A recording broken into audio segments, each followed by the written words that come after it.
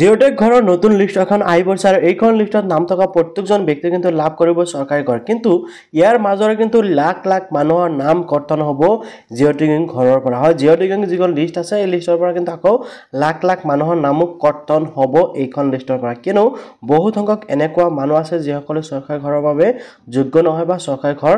লাভ নকৰে কোনসকলে চৰকাৰী ঘৰ লাভ কৰিব আৰু কোনসকলে লাভ নকৰে এই বিষয়ে এই ভিডিঅ'ৰ জৰিয়তে আপোনালোকক জনাম লগতে আপোনালোকে লিষ্টখন কেনেকৈ চাব সেই বিষয়ে কিন্তু এই ভিডিওৰ জৰিয়তে আপোনালোকক দেখুৱাব গতিকে ভিডিওটো সম্পূৰ্ণকৈ চাব লগতে ভিডিওটো ভাল পালে নিশ্চয় লাইক কৰি চেনেলটো সাবস্ক্ৰাইব কৰিব আৰু ভিডিও যদি ফেসবুকত চাইছে পেজটো ফলো কৰি শেয়াৰ মাৰিবলৈ পাহৰি নাযাব আপোনালোকে নিশ্চয় দেখিবলৈ পাইছে চৰকাৰী ঘৰৰ নতুন লিষ্টখন যেটো নেকি জিঅ'টেক লিষ্ট আপোনালোকে নিশ্চয় দেখিবলৈ পাইছে এইখন লিষ্টৰ জৰিয়তে কিন্তু আপোনালোকে জানিব পাৰিব যে কোনসকল ব্যক্তিয়ে চৰকাৰী ঘৰ লাভ কৰিব আৰু কোনসকলে লাভ নকৰে কিন্তু এটা কথা মন কৰিব এইখন লিষ্টত আপোনাৰ নাম থাকিলেও আপুনি হয়তো চৰকাৰী ঘৰখন লাভ নকৰিব পাৰে কিয় নকৰিব সেই বিষয়ে কিন্তু এই ভিডিওটোত আপোনালোকক জনা হ'ব গতিকে ভিডিওটো সম্পূৰ্ণকৈ চাব যে কোনসকলে ঘৰ লাভ কৰিব আৰু কোনসকলে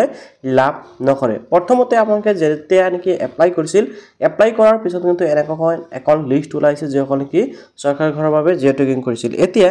লিষ্টখনত আপোনালোকে কিছুমান বিষয়বস্তু উল্লেখ কৰিছে যে আপোনালোকে জানিব পাৰিব যেনেকৈ আপোনালোকৰ ৰেফাৰেন্স নাম্বাৰটো আপোনালোকে চাব পাৰিব যে আপোনালোকে কোনটো ডেটত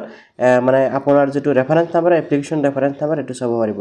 সাবমিট কাৰ্যৰিত কৰা হৈছিল হেতু জানিব পাৰিব সাবমিট ডেট আপোনালোকৰ ডিস্ট্ৰিক্ট ব্লক নাম এই ডিটেইলছসমূহ ইয়াতে উল্লেখ কৰা হৈছে তো প্ৰথমতে আপোনালোকে চেক কৰিব যে আপোনাৰ নাম এইখন লিষ্টত অন্তৰ্ভুক্ত হৈ আছে নে নাই তো এইখন লিষ্টত যদি আপোনাৰ নাম আছে তেনেহলে আপুনি নিশ্চিতভাৱে চৰকাৰী ঘৰখন লাভ কৰিব কিন্তু ইয়াৰ মাজতে আৰু এটা গুৰুত্বপূৰ্ণ বিষয় লুকাই আছে যেটো আপোনাৰ জনাটো অত্যন্ত গুৰুত্বপূৰ্ণ যদি আপোনালোকে এটো নাজানে তেনেহলে আপুনি হয়তো চৰকাৰী ঘৰখন লাভ নকৰিব পাৰে তো সেই বিষয়টো মই জনাই দিছো তাৰ পিছত মই আপোনালোকক জনাবলৈ চেষ্টা কৰিম যে আপোনালোকে এই যিখন লিষ্ট এই লিষ্টখন কেনেকৈ পাব আৰু কৰ পৰা আপোনালোকে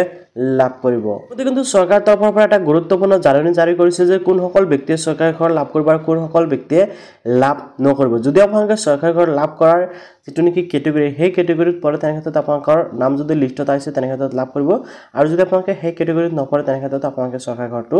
লাভ নকৰে ইয়াতে সব প্ৰথমতে উল্লেখ কৰিছে পকী ঘৰ লাভ নকৰিব এই সকল লোকে ধৰক আপোনাৰ নামটো অলৰেডি লিষ্টত আছে তথাপিও আপোনালোকে পকী ঘৰ লাভ নকৰিব তো প্ৰথম যেটো বিষয় আটাইতকৈ গুৰুত্বপূৰ্ণ সেই সকল মানুহে চৰকাৰী ঘৰটো লাভ নকৰিব যিসকল অলৰেডি চৰকাৰী ঘৰ পাই আছে ইয়াতে সব পকী ঘৰ থকা বা ইতিমধ্যে PMAYGৰ সুবিধা লাভ কৰা এতে কিন্তু স্পষ্টভাৱে প্ৰথম বা এক নম্বৰ যেটো বিষয় উল্লেখ কৰিছে যে কোনসকল ব্যক্তিয়ে চৰকাৰী ঘৰ লাভ নকৰে বা জিঅ'টেকিং ঘৰটো লাভ নকৰে তাৰে ভিতৰৰ পৰা প্ৰথমতে কৈছে যিসকলে কি ইতিমধ্যে পকী ঘৰ আছে আৰু যিসকলে কি ইতিমধ্যে প্ৰধানমন্ত্ৰী আৱাস যোজনাৰ জৰিয়তে চৰকাৰী ঘৰখন লাভ কৰিছে যদি আপোনালোকে ইতিমধ্যে চৰকাৰী ঘৰখন লাভ কৰিছে তাৰ ক্ষেত্ৰত আপুনি নিশ্চিত হৈ থাকক যে আপুনি আকৌ নতুনকৈ জিঅ'টেকিং কৰিলেও আপোনালোকে ঘৰখন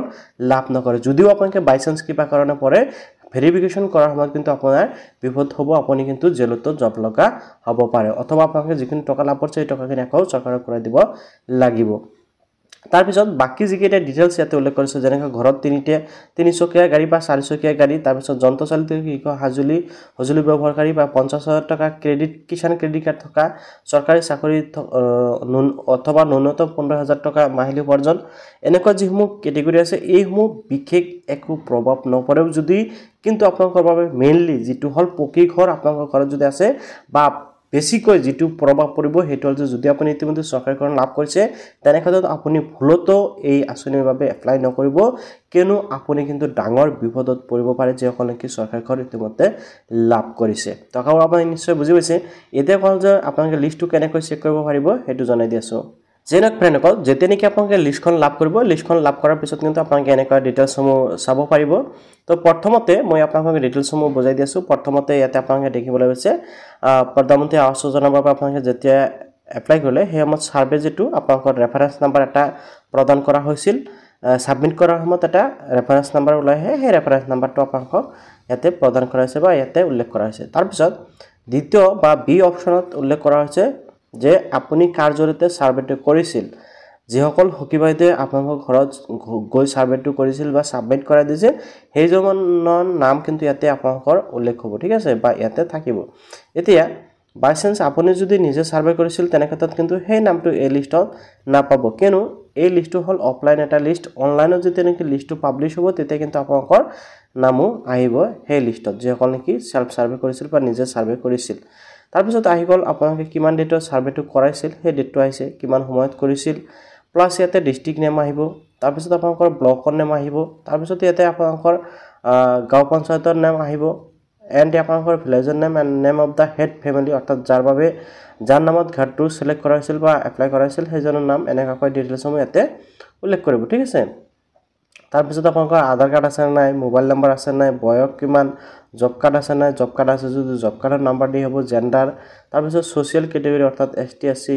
মেৰিট নে আনমেৰিট এই ডিটেইলছসমূহ সকলো ডিটেইলছ ইয়াতে দিয়া হ'ব তেনেকৈ আপোনালোকে সকলো বিষয়বস্তু কিন্তু ইয়াৰ পৰা ধুনীয়াকৈ চাব পাৰিব ওকে তো আখৰ সামনে নিশ্চয় বুজি পালে এতিয়া কথা হল আপোনালোকে যেসকলে ভাবি আছে যে লিষ্টটো কেনেকৈ ডাউনলোডিং কৰিম বা লিষ্টটো আপোনালোকে কেনেকৈ লাভ কৰিব আপোনালোকৰ নামসমূহ চাবলৈ তো আপোনালোকে এই কথাখিনি ভালকৈ অলপ মনোযোগ সহকাৰে শুনিবলৈ চেষ্টা কৰিব এই যিখন লিষ্ট ওলাইছে বা বৰ্তমান যিখন লিষ্ট আপোনালোকে দেখিবলৈ পাইছে এইখন লিষ্ট কিন্তু আপোনালোকে অনলাইন যোগে লাভ নকৰে অৰ্থাৎ আপোনালোকক এইখন লিষ্ট এতিয়া অনলাইনত পাবলিশ কৰা হোৱা নাই তো কেতিয়া অনলাইনত পাবলিশ কৰিব সেই বিষয়টো মই হেকত কম যে আপোনালোকে অনলাইনত কেনেকৈ ডাউনলোডিং কৰিব তাৰ আগতে মই আপোনালোকক জনাইছো যে আপোনালোকে এইখন লিষ্ট কোৰ পৰা কেনেকৈ সংগ্ৰহ কৰিব পাৰিব বা আপোনালোকে লাভ কৰিব তবে নকল এই যিখন লিষ্ট ওলাইছে বৰ্তমানলৈকে এই লিষ্টখন কিন্তু আপোনালোকে ডাইৰেক্ট অনলাইনৰ পৰা ডাউনলোড কৰিব নোৱাৰে সেই কথাখিনি মই আপোনালোকক জনাও এইখন লিষ্ট যদি আপোনালোকে পাব বিচাৰে আপোনালোকে চেক কৰিব বিচাৰে ফাৰ্স্ট টাইম আপোনালোকে আপোনালোকৰ পঞ্চায়তত যোগাযোগ কৰিলে বা আপোনালোকৰ পঞ্চায়তৰ পৰা কিন্তু এইখন লিষ্ট আপোনালোকে লাভ কৰিব অৰ্থাৎ প্ৰত্যেকটো পঞ্চায়তৰ হাণ্ডাৰে যিসমূহ নেকি আপোনাৰ ভেৰিফিকেশ্যন হৈছিল বা জিঅ' টেগিং হৈছিল তাৰে এখন কিন্তু এই যিটো লিষ্ট আপোনালোকে দেখিব পাইছে এই লিষ্টটো বনোৱা হৈছে বা ফাইলটো বনোৱা হৈছে ঠিক আছে